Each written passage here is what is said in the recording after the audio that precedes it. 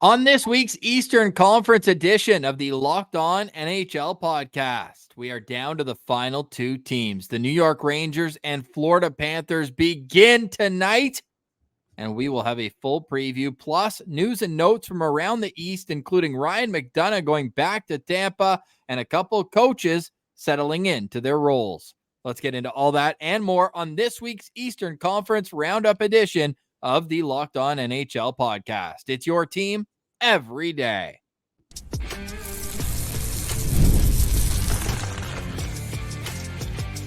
You're Locked On NHL, your daily podcast on the National Hockey League. Part of the Locked On Podcast Network, your team every day. Welcome back, Locked On NHL. I'm Ross Levitan. You can find me 5 days a week over at Locked On Senators. With me, as always, it's Mike DiStefano from Locked On Maple Leafs. This week's episode is brought to you by Indeed. There's no I in team, but there is one in Indeed, and that's the hiring platform you need to build yours. Start hiring now with a $75 sponsored job credit to upgrade your job at Indeed.com/locked on. Terms and conditions apply. Need to hire? You need Indeed. Mike, it didn't take Indeed for the Maple Leafs to hire Craig Berube. It was that quick. And how about the disrespect from your Leafs? They make the change a day after we record, and then it's a Friday hire that Craig Berube is going to be the new bench boss. What's the vibe in Leafs land? That was kind of a weird, Friday news dump, because that's not necessarily the type of news that you want to dump. Like, people were looking forward to it. We're excited for Berube. We're pretty on par with the whole thing. So to do a random Friday 5 o'clock news dump was kind of bizarre, and then say, "Oh, he's a new coach, but we'll let everyone enjoy the long weekend. We'll have the press conference on Tuesday." It was like, this whole thing was bizarre. Why couldn't you have just met and said this hours ago and then had the press conference on the Friday, or at least said it, I don't know, maybe Thursday night? You could have figured out that Berube was going to be your guy, held the press conference on Friday, then everyone enjoyed the long weekend. It was really kind of bizarre timing. But overall, I think people are pretty happy with the hire. I think that it's a pretty solid coaching get for the Toronto Maple Leafs. I think you look at what Brad Treliving wants to do.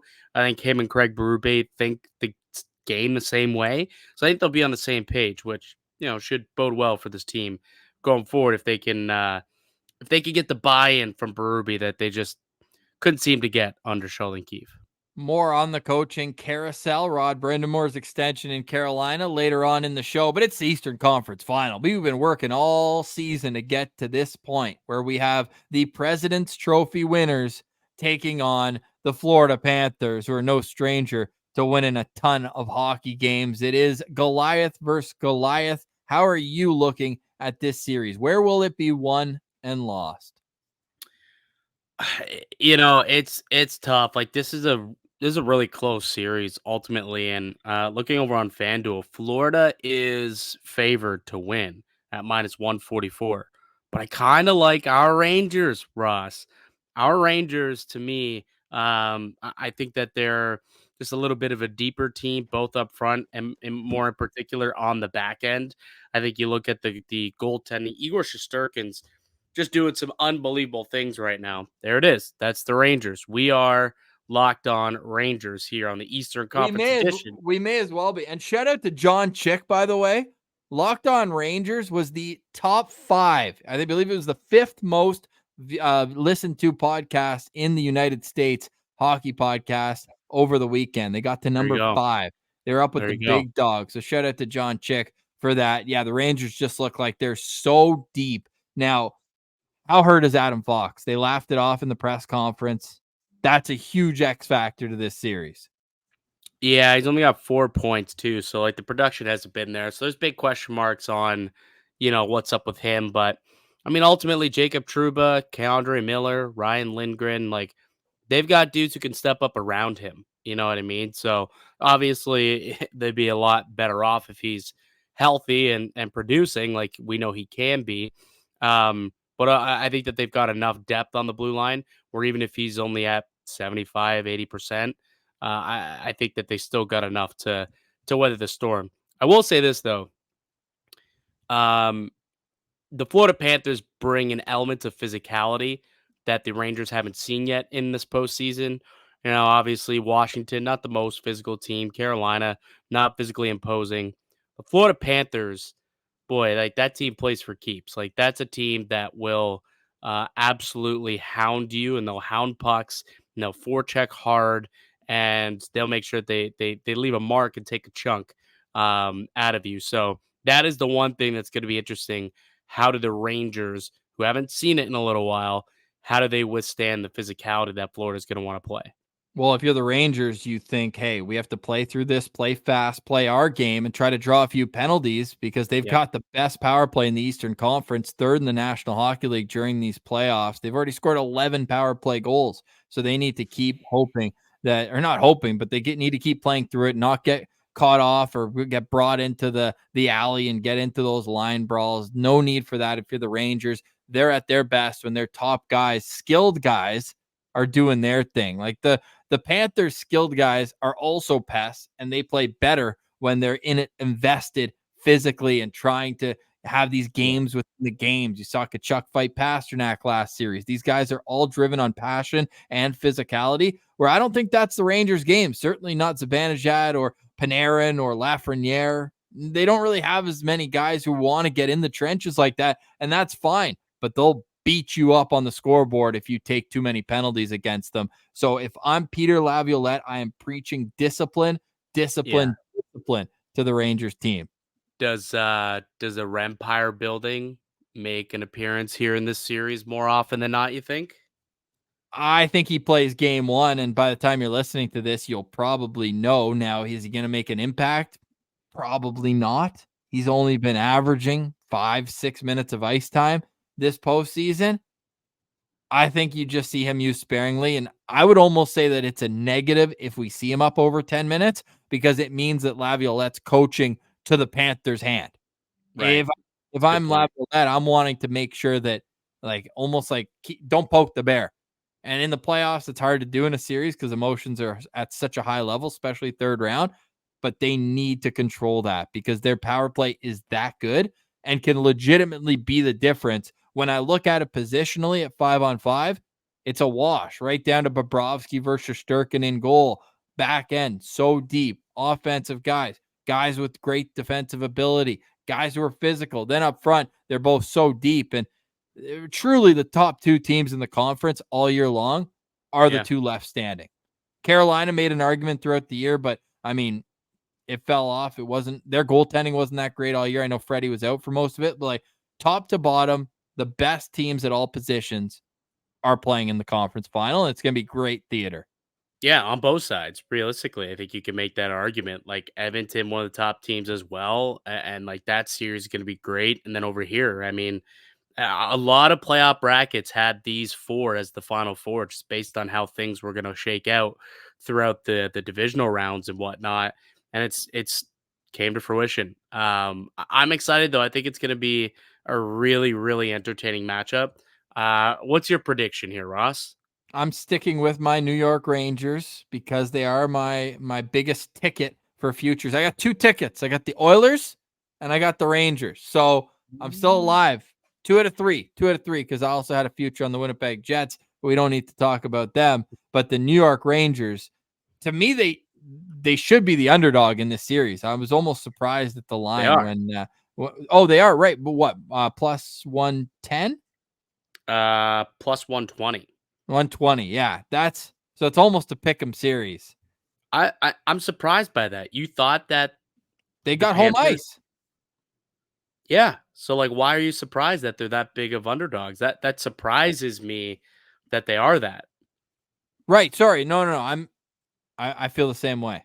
I may Okay, have okay, okay, okay. I may have slipped up and said the wrong thing, but no, I'm taking the Rangers in 6 games. I think it goes 7. I do think it goes 7? Okay. 7. Yeah, and I think the Rangers pull it out with a game 7 win, Madison Square Garden, punch their ticket into the cup final. Yeah, that'll just be great theater if that's how this series plays out. So I got the Rags in 7. Looking forward to it. It starts tonight, Wednesday, May 22nd, and then it goes every other day until we have a winner. It seems like, at least. with at least the first 4 games. And then on the alternating nights, you've got the Western Conference final. So less quantity, but man, the quality of this puck is going to be unbelievable. And we'll be there to follow it through every step of the way. Locked On New York Rangers and get locked on to the Florida Panthers and all sorts of other great podcasts. Got your team every day here on the Locked On Podcast Network. You're listening to Locked On NHL, your team every day. Today's episode is brought to you by Indeed. Indeed is the hiring platform where you can attract, interview, and hire all in one place. Instead of spending hours on multiple job sites searching for candidates with the right skills, Indeed's a powerful hiring platform that can help you do it all. We streamline hiring powerful tools that use you to just get to the matching candidates that match your must-have job requirements. Start hiring now with a $75 sponsored job credit to upgrade your job post at Indeed.com/locked-on. The offer's for a limited time only. So join the more than 3 million businesses worldwide that are using Indeed to hire great talent fast. Claim your $75 credit right now, Indeed.com/locked-on. That's Indeed.com/locked-on. Terms and conditions apply. Need to hire? You need Indeed. Welcome back, Locked On NHL, your team every day right here on the Locked On Podcast Network and online on YouTube. You can check out the Locked On Today 24-hour stream. If you're watching there, what's up? Thank you. Liking, subscribing the videos. It does go a long way to helping the network continue to grow. Mikey, great times in Ontario. Both of our teams have our coaches. Now we can focus on roster reconstruction. But the Tampa Bay Lightning have already gotten a step ahead, making a trade, acquiring Ryan McDonagh, familiar face, Stanley Cup champion with the Tampa Bay Lightning, in exchange for a second-round pick and a 7th. And there's also a 4th going down to Tampa in that deal. Sounds like from listening to Barry Trotz, this was respect and nothing more. He probably would have preferred to keep Ryan McDonagh in Nashville, but McDonagh told him that if there's any chance you can get me back to Florida, where I'm going to retire with my family, where I still feel like I can play good hockey, where I'm comfortable, could you please do it? And this is just a good story all around. Yeah, maybe, unless you're Steven Stamkos. I don't know, if that's the money that was possibly going to go to him. I don't know if he's looking at that thinking, wait, you had an extra $6 million on the books? Where's this going? What's my future now? I think there are some implications with this trade. But first and foremost, I mean, when do we ever see a May blockbuster trade like this? I mean, maybe blockbuster's a little bit too, maybe it's a little hyperbolic, but I mean, we're talking about a top 4 defenseman who's going to be an impact player for the Tampa Bay Lightning. Always plays on good teams, and it's like no secret to why. Like, talk about, you always hear the cliche playing the right way, but Ryan McDonagh like embodies that. But like, when do we ever see a May trade? Like, this was way off my radar, and I didn't even know. Like, I don't know. I saw it, and I didn't really register, and I was like, wait a second. We just saw a trade go down in the middle of the playoffs. Like, that never happened. It was kind of wild. I want more teams to start doing that. Like, why not get off to a head start on your on your retool, rebuild, whatever you're calling it? Like, if your season's over, why not start making trades midway through the playoffs and get ahead of the other teams? I think it's a smart play by the Tampa Bay Lightning. And yeah, it sounds like McDonagh basically forced his hand to get there. But I think it's a big pickup because you look at how this defensive core in Tampa has kind of fallen off ever since they traded away Ryan McDonagh a couple of years ago. He comes back and now all of a sudden you've got a formidable, top 4 again. You've got Hedman, you've got McDonagh, you've got Sergachev, and you can fill in the blanks with whoever else. Like, you got those 3 guys in your top 4. You're laughing. So I think that this is definitely going to be a big time get. Definitely going to help the Tampa Bay Lightning's blue line going forward. And if you just look at the stats, I mean, Tampa Bay's are a bit skewed because they were without Vasilevsky for a while. And then it took Vasilevsky a bit of time to get back to his typical self. After the All-Star break, they were a different team, and that was with Mikhail Sergachev being injured for a big part of it. But Ryan McDonagh is not over the hill at all. And when they moved that Oh, contract, yeah, they needed cap to get the extensions in for Kucherov and so on. But they also lost a really good player, and he's making 6.75 for 2 more years. But I still think it's a good move. And I know it's kind of an awkward situation now for Steven Stamkos, who, if they can figure it out or not, is going to be a huge storyline over the next month and a week as we lead up to Canada Day and the start of free agency. But I think well, Julian Brisebois, this is a solid move for him, bringing him back. McDonagh had more points last year than he had in any season in like the last 5-6 years. I think it was his first year in Tampa at 46. And then from then, he was like strictly shut down defensive defenseman, a high of 26 in the last 4 years, including the first in Nashville. And then he had 32 this year. So he was getting involved offensively, a lot more assists than goals, obviously, just good breakout passes. But Nashville is also, we'll leave it for Locked On Preds. Shout out to their new co-host, Emma, helping out there with Ann Kilmel. They're doing great stuff over at Locked On Preds. And they have, I think, almost $30 million in cap money to play with. Like, this, to me, is a oh yeah. low-key, very intriguing move for Barry Trotz's offseason. That could be a spot for Steven Stamkos. Sounds like they want to add an impact goal scorer. I mean, that guy has scored a goal or two throughout his career. But like, I'm looking at Tampa, and I'm just like, what else needs to happen now throughout the offseason? Because after you make that trade, Tampa has just a little over 5 million in projected cap space heading into next year. And like, they still need to get guys. I think that's only with 18 players signed under contract. So I guess that's technically all you need. But you know, they're losing out on. I They're guess going to need they're to not add really. some depth. Depth defenseman's going to be big. They're losing a couple vets into Han and Dumba. And do they keep one at under $1 million and be like, hey, Yeah, you're going to be in the NHL? You're kind of like a role, Zach Bogosian had it down there for a little while. And, you can play sparingly, but you're probably not going to be used as a everyday type defenseman. But I think that there's going to be a spot for them there. Braden Coburn played that role down there. So whether it's Dumba or DeHaan, who they picked up in the last couple of years for DeHaan, trade deadline for Dumba, or even bringing back Hayden Fleury, they just need a bottom pair guy. I still think Tampa is an interesting team for next year, and like, well, they got. I mean, they've got 6 under contract. Like, they've got yeah, McDonagh, Hedman, Sergachev, Chernak, that Perbix, Perbix and kid can Radish. play. But yeah, so could Darren Radish. I mean, they're decent. Like, it's They're fine. decent. They're But fine. Like, they're what's not. weird? Well, You just it's don't want them in your top 4. And if a guy like last year where Sergachev went down for as long as he did, then you're in a pickle. They had I that mean, they had that Emil Lilleberg. yeah, Martin said yeah. he was like, he shouldn't be playing. No disrespect to him, I'm sure he's a fine player, but like, he shouldn't be playing 30. He played 37 games last year, was dash 15. Well, Ross, you're paying Eric Chernak 5.2 million. Like, that guy's playing your top 4. So you're sitting with a top 4 basically of Hedman, Chernak, McDonagh, and Sergachev. Yep. There's your top 4. And then you've got Perbix, Radish. You could probably sign another guy at some point to help out. Maybe they got some guys who are coming up. Maybe that Lilleberg is someone who they kind of like a little bit. I don't know, but maybe they do make another addition. But it's weird. Like, I'm looking at their cap friendly, and outside of Stamkos, they can pretty much run it back, and that's what's kind of interesting about this team. Not getting any Or younger though.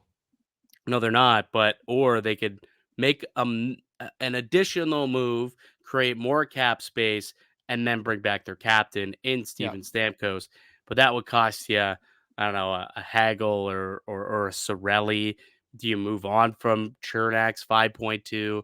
Like, that's kind of where you're getting into that territory. And some of these guys have some no moves, no trades. So they're going to be a fascinating team. And the Stamkos situation in particular kind of took a turn when they acquired Ryan McDonagh. Looking forward to seeing all the great content that I'm sure the Locked On hosts will be cooking up in markets that could use Steven Stamkos. And we'll see if anything comes to fruition. July 1st is when the calendar flips in the National Hockey League, and all free agents can go where they'd please. Come home. Come home, Steven. come to home. Ontario, the Macedonian community. Steven Stamkos. It's match made in heaven. Yeah. That's my All right. sales pitch. Stamkos to All right. Ottawa. Stamkos, Giroux on the same line next year. Can't call the Sens young up-and-comers anymore. We got guys. Once we sign Steven Stamkos. Sure. Where do you think he's going to go? Nashville's a good call. I like Nashville. Nashville does make a lot of sense, especially they've got the money now. Nashville makes sense. I don't know who else out there. Like, could Anaheim want to sign a guy for like to usher in that young talent, just a good veteran in the room? Like Vegas is always in the mix. Like Montreal, could Montreal want to make a big splash and bring in a guy like that? But potentially, possibly Boston. I think Boston's always going Boston to would be in the be mix for a center. very interesting. Very, very. I would think. Like, does Utah want to make a splash? I don't know. All right. Okay, now we're just naming teams for Steven Stamkos, but I like a few of those. Hey, cap. Who can afford them? Like, I'm Chicago. looking at who can have him take faceoffs for Bedard, line up at left wing, and just rip one-timers. Yeah, maybe. We'll see. So he's Could come back to Tampa. I mean, it's not completely done. Like they've got more 5 likely. mil. He's more likely going to Chicago than he is to Utah. That's a hill I'll die on. I will concede to that. Yes. Okay, yes, let's go. All right. We mentioned we want to get back into the coaching carousel. We'll do that on the other side. You're listening to Locked On NHL, your team every day.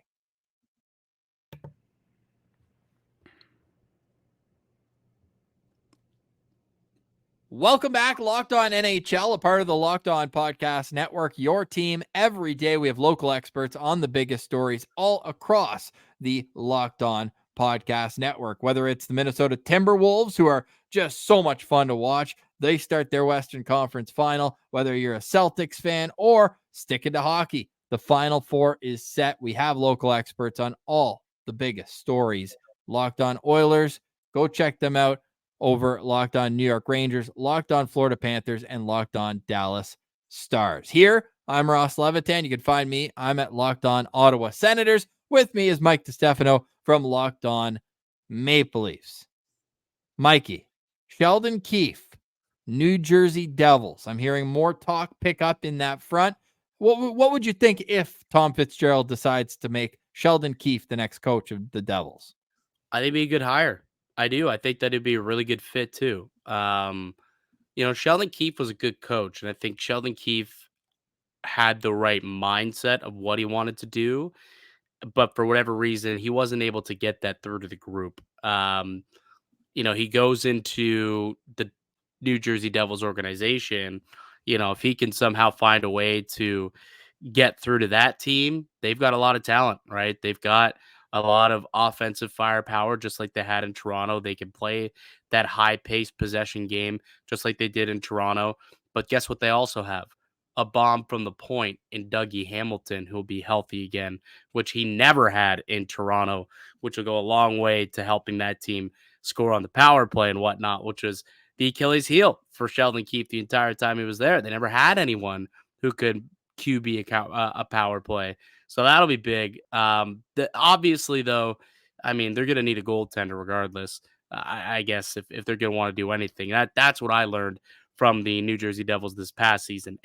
Health, they dealt with a lot of injuries, but also, God, do they ever need to get some goaltending? I think they brought in Jake Allen, and he might be able to suffice as a 1B, but they should seriously look hard into bringing in Jacob Markstrom again, like they did earlier in the season, and just finally make that deal happen and shore up that goaltending. You give all of those pieces to Sheldon Keefe. I think that New Jersey Devils team will have a much, much more successful season next year than they did this past one. Yeah, you think so? It's just a matter of getting a goaltender in there because they'd also dealt with some regression from certain players, don't you think? Like The regression, but there was also like a lot of injury too. I mean, Yep. Jack Hughes missed a lot of time. Nico Hischier missed time. Definitely. Dawson Mercer had regression, but he picked it up towards the end of the year. Timo Meier weirdly didn't. He had a great second half, though. He had a good second half.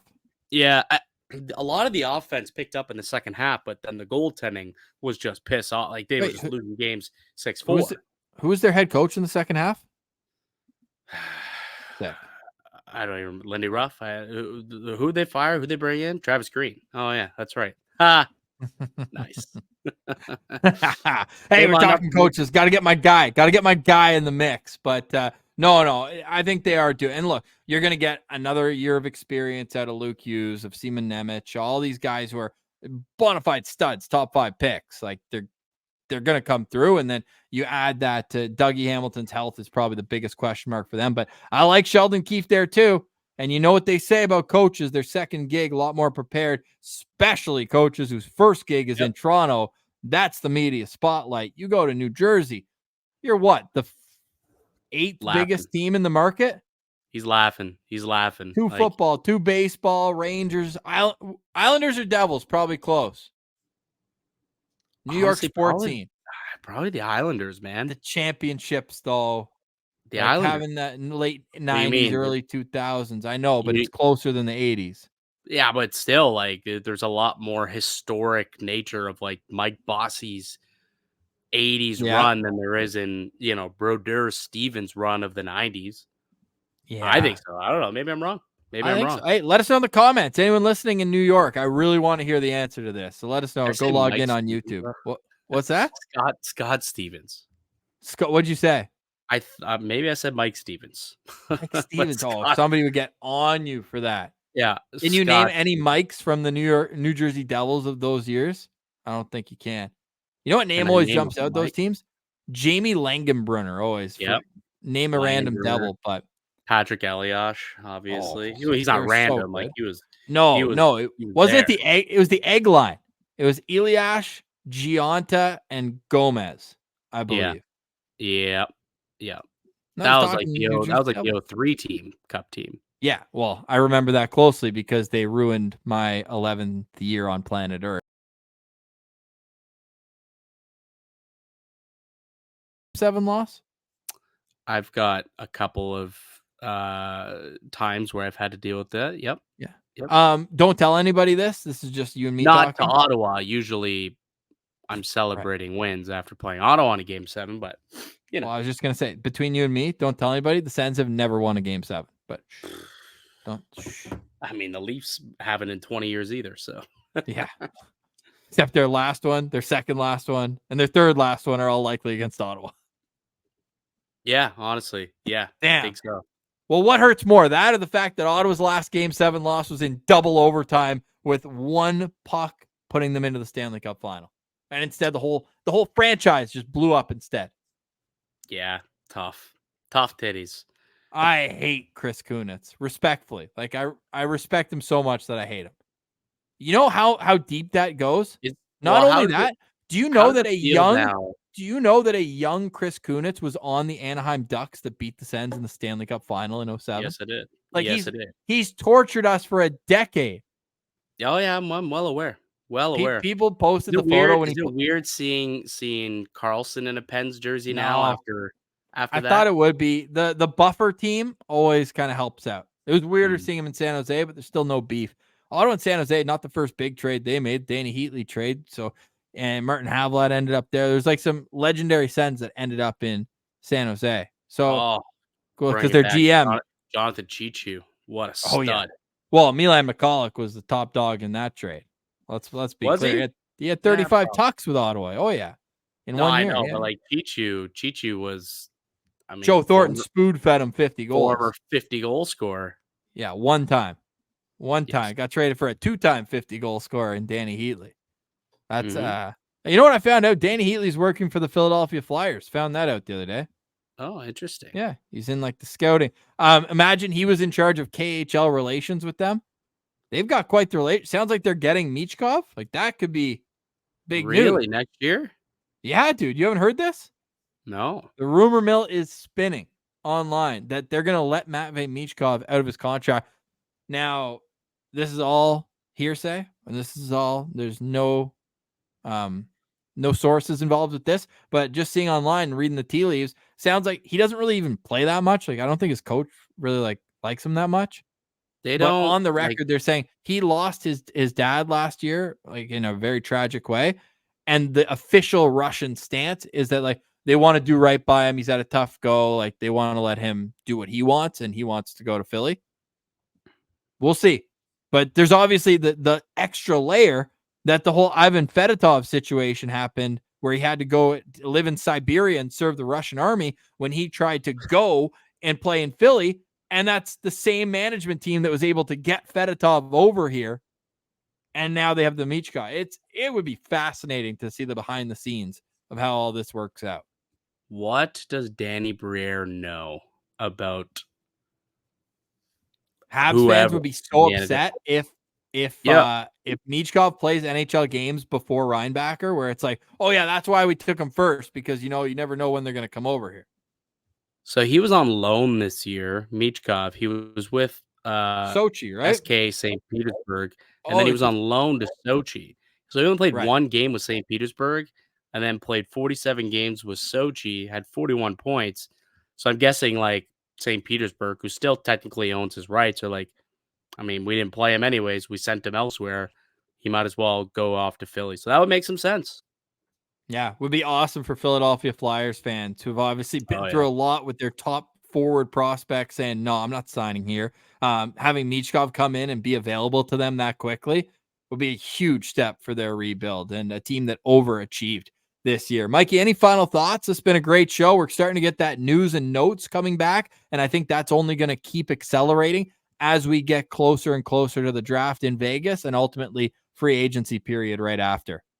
Yeah, let's get some more trades, guys. I mean, we saw one McDonagh off to back to Tampa Bay. Let's see these other teams who are out of it.